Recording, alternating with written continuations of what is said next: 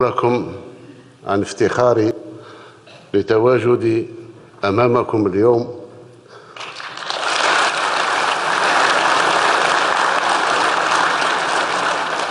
أنتم ممثلين الأمة، وأنتم اللبنة الأولى في إعادة البناء المؤسساتي الذي كنا نطمح إليه في جزائرنا الجديدة، ألا وهو المجلس الشعبي الوطني وتجديد مجلس الأمة.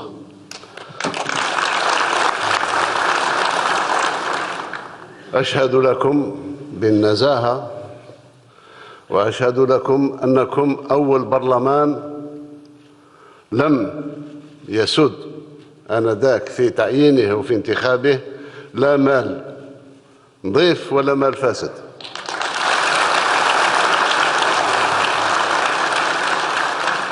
مما أتاح لما يقارب 30% منكم شباب أن يدخلوا أول مرة في حياتهم غرفة مجلس الشعب الوطني.